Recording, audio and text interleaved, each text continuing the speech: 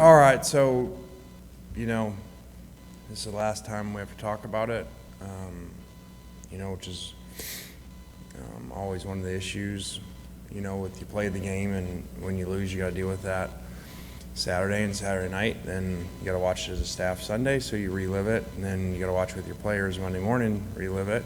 And, you want to move on, and then you got to come here. So,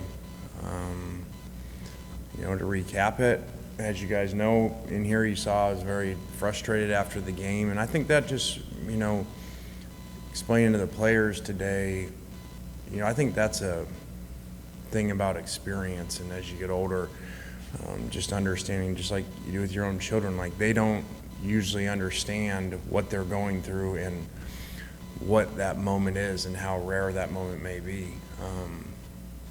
So I was just frustrated for our players to be that close, to have the ball in your hands against Alabama, controlling the outcome. If you take some time off the clock and score, you beat Alabama, and that's a rare thing. I told him today, I was in that situation 13 years ago, ball in our hands at Tennessee, going down to kick a field goal to beat Alabama.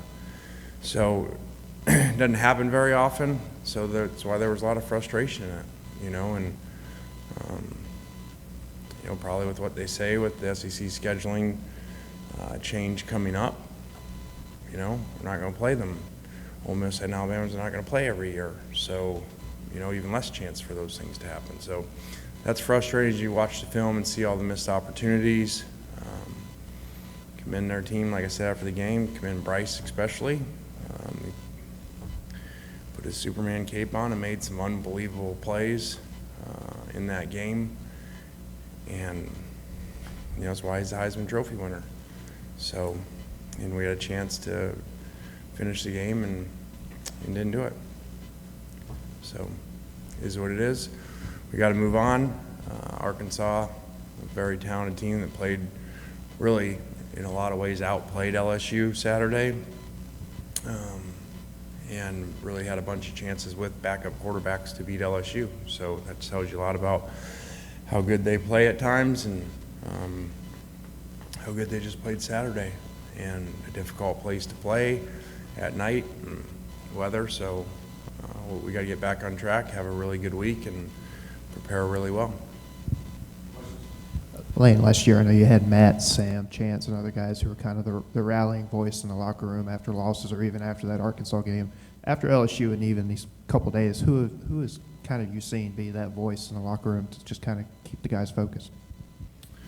I don't know that. I mean, like I told him today, you had a similar challenge before with losing your first game of the year, at LSU, and came back and regrouped and went on the road and won the next week at A&M. So, you want players to do that stuff, but again, as head coach, that's part of your job to do that and not rely on the players to do that and walk these guys through it. So, this will be challenging.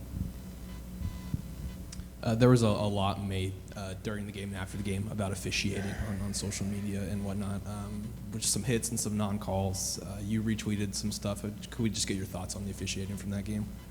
Yeah, you probably missed me by a day. I probably would have said a lot of different things, but like I said, I've put the game behind us. We can't go back and win the game by calling a different play, changing something. So it is what it is.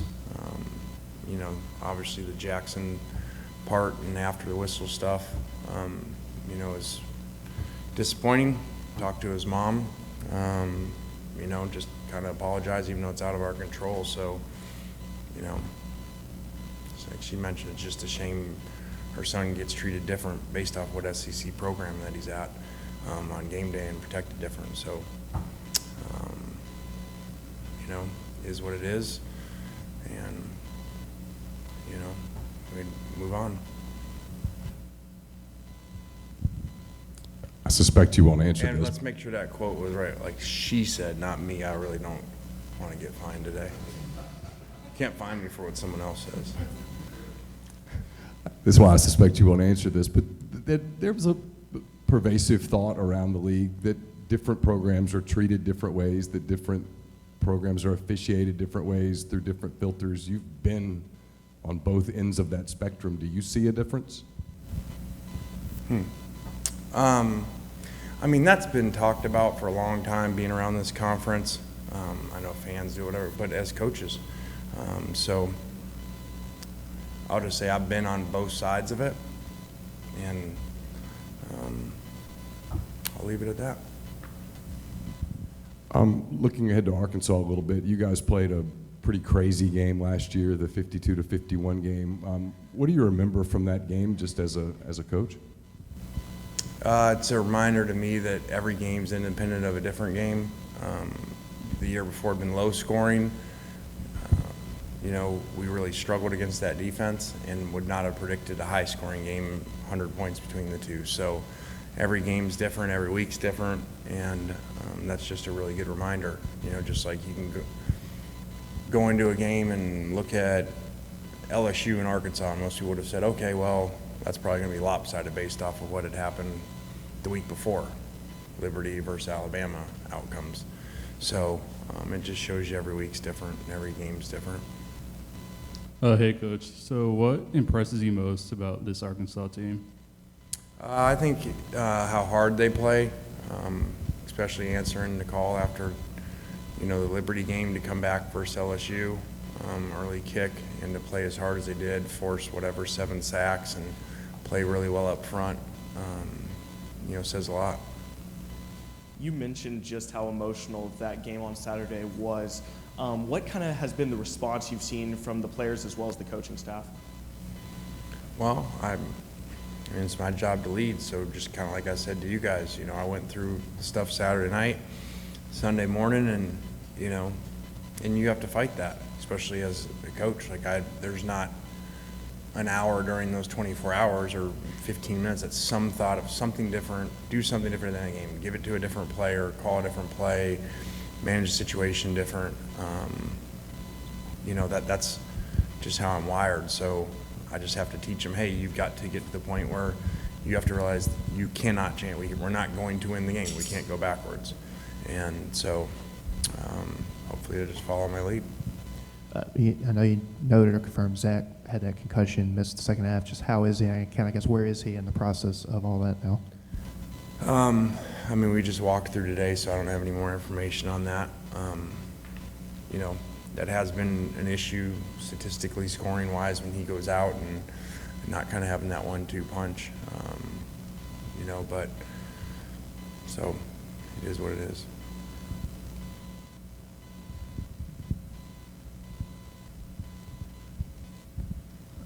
I guess just kind of going big picture for a second.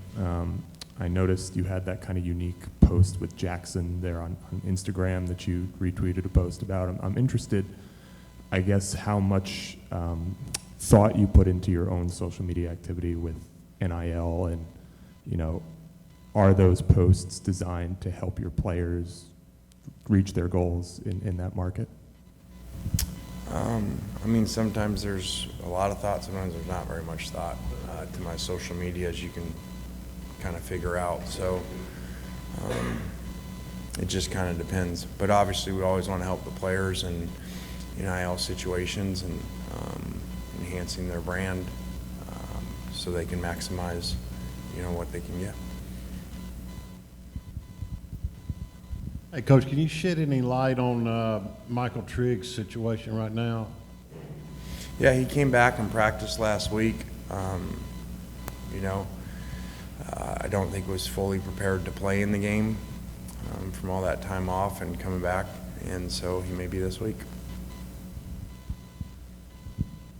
Is there anything different in a game plan going into a game where you could be, you know, low 20s and the wind and all that stuff, or is it just football? I think our players are good. I'm the issue, so I've tried everything. I was freezing during that game, so I even went and stood on the little bit of sun was on that end at one point during the game, just trying anything. So I have cold weather issues, but luckily I don't think our players do, because I didn't see that at all out there. And you do see some teams, especially receivers, shut down, you know, in that weather, and I didn't see any of that. Lane, Arkansas played 2 backup quarterbacks, never saw their first string guy Saturday. Do you game plan for all 3 guys possibly this coming Saturday? I mean, I don't know. It sounds like KJ will be back just from what they've said, and I feel like Sam kind of doesn't play a lot of games in the media and just kind of says what it is with injuries and stuff. So I think he's been pretty open. They expect him back. All right, guys. Thanks.